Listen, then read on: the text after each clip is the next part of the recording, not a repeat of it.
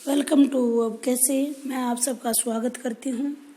आज उपन्यास सम्राट मुंशी प्रेमचंद की कहानी कफन का सार लेकर आपके साथ है। उपन्यास सम्राट मुंशी प्रेमचंद उर्दू का संस्कार लेकर हिंदी में आए, हिंदी में महान लेखक बने।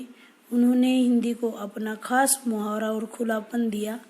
कथा साहित्य के क्षेत्र में उन्होंने युग परिवर्तनकारी काम किए। आम आदमी को उन्होंने अपनी रचनाओं का विषय बनाया। शोषण, दमन, भ्रष्टाचार की गिरफ्त में पिसती हुई जिंदगी को खुलकर कलम चलाते हुए इस समाज में सही नायकों के पद पर आसीन किया। प्रेमचंद ने साहित्य की कल्पना लोक में सच्चाई के धरातल पर उतारा। वे सांप्रदायिकता, भ्रष्टाचार, जिम्मेदारी, कर्जखोरी, गरीबी, उपनिवेशवाद, पूंजीवाद, सामाजिक विषमता, विसंगति, संवेदना, जमींदारी के तिरोभाव पर आजीवन लिखते रहे। वे आम भारतीय आदमी के सहज और सजग रचनाकार रहे। प्रेमचंद हिंदी साहित्य के युग में बड़े कथाकार रहे। उन्होंने हिंदी कहानी में समाज को खोखला कर देने वाले भ्रष्ट और दोहरे चरित्रों का खुलासा करके जमीनी सच्चाई को स्वीकार करते हुए एक नई परंपरा की शुरुआत की। आज बस उसी महान साहित्यकार की एक रचना कफन का यहाँ जिक्र करेंगे। मैं आप से बात करूंगी कफन साहित्य के बारे में। 300 से ज़्यादा इन्होंने कहानियाँ लिखी हैं जो मानसरोवर में मिलती हैं। मानसरोवर के 8 भाग हैं। यहाँ मैं इनकी कहानी कफन की बात करती हूँ तो इनके पहले दृश्य में 3 दृश्य इसके अंदर दिए गए हैं। कहानी में पहले दृश्य में घीसू और माधव के आलू खाकर अजगर की तरह पड़े रहने तथा बुधिया के प्रसव पीड़ा से कराहते रहने का सीन है। दूसरे में बुधिया की मृत्यु और माँ बाप द्वारा कफन के लिए पैसे मांग लाने का चित्रण है। तीसरा दृश्य कफन खरीदते हुए देव कृपा से मधुशाला तक पहुंचाने तथा नशे में मदमस्त होकर डूब जाने का दृश्य दिखाया गया है। कहानी के पहले और तीसरे दृश्य में विरोधी रंगों का प्रयोग कर कहानीकार ने इस तलख अंदाज में किया है कि वह दुर्लभ है। यह अंदाज ही दुर्लभ है उनका। मुंशी जी ने जिस प्रकार व्यंग्य का सहारा लेकर समाज की विसंगतियों की ओर इशारा किया है तो समाज और दोमुखी व्यवस्था सामने आती है। इस कफन कहानी को बेजोड़ होने का दर्जा स्वाभाविक रूप से ही मिलता है।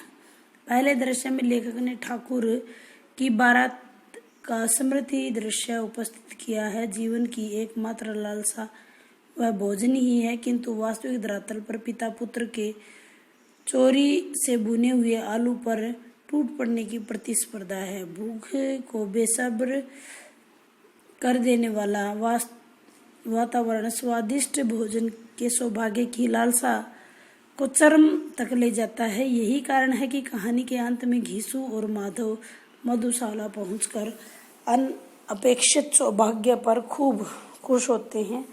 बुधिया की तरफ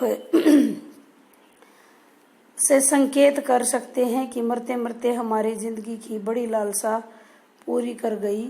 इस कफन कहानी का पहला दृश्य ही कहानी के अंत का आधार बन जाता है। विडंबना है कि बाप बेटे दोनों ही बहू या पत्नी की मानवीय संबंधों को ताक पर रखकर जबान जल जाने की परवाह न करते हुए भुने हुए आलू की स्पर्धा करते हैं।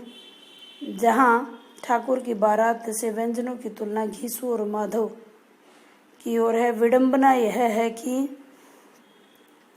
भूख और 50 पूरी के अंतर समाज की विषमता का एक रूप दिखाया गया है। इस अंतर को दोनों एक जैसे ही हैं, यानी बाप बेटा दोनों एक जैसे ही हैं।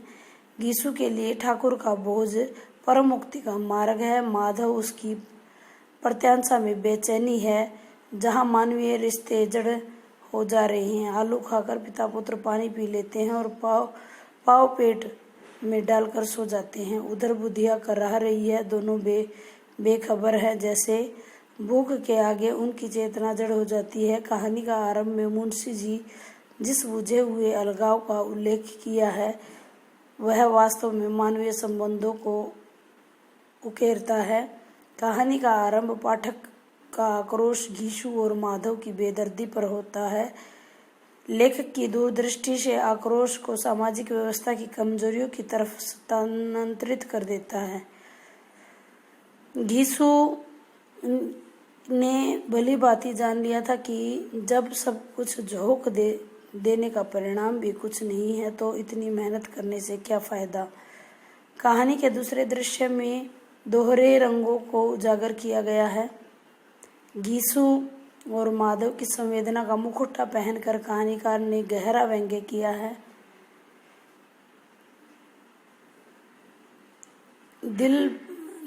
जीवन भर यह दिल कठोर बना रहता है, किंतु मृत्यु के समय औपचारिक संवेदना व्यक्त कर वे कर्तव्य से इतिश्री समझ लेते हैं। तीसरे दृश्य में बाप बेटे को कफन खरीदने के लिए बाजार जाते दिखाई देते हैं।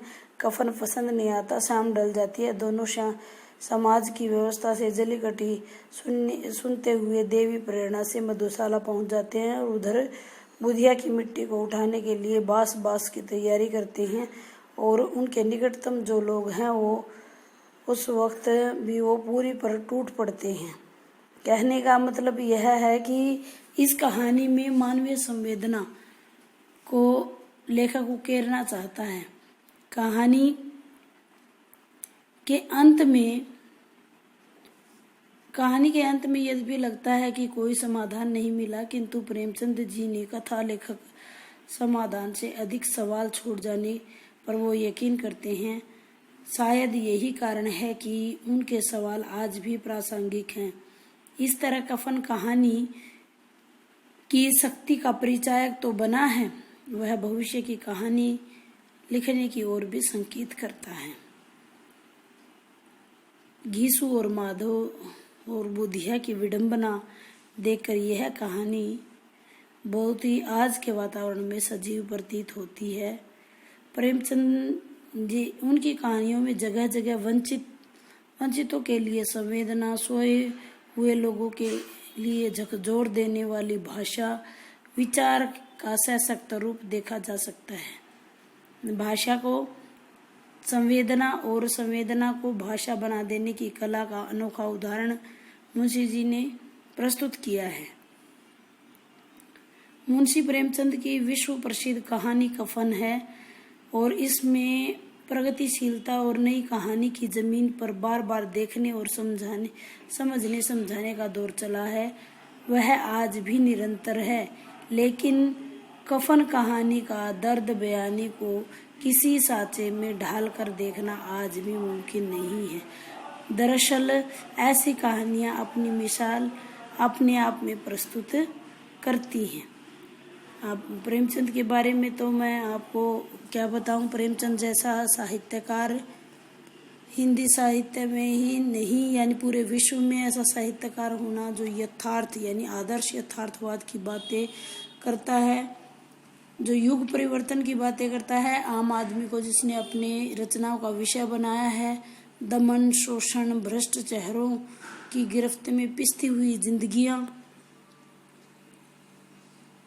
ये सारी जिंदगी की समस्याओं को खुलकर अपनी कलम से उन्होंने बयान किया है। कभी उन्होंने कफन, गोदान जैसे उपन्यास दिए हैं, रंगभूमि, निर्मला जैसे उपन्यास हैं, तो कभी ईदगाह जैसी बाल मनोविज्ञान से संबंधित रचनाएं दी हैं। उम्मीद करती हूँ यह वीडियो आपके लिए लाभप्रद सिद्ध होगा और अगर आपको कुछ समझ नहीं आता है कफन कहानी से, तो आप कमेंट बॉक्स में कमेंट करके बता सकते हैं कि ये किस प्रकार, और आगे के लिए भी आप अपना विषय दे सकते कि आप इसके ऊपर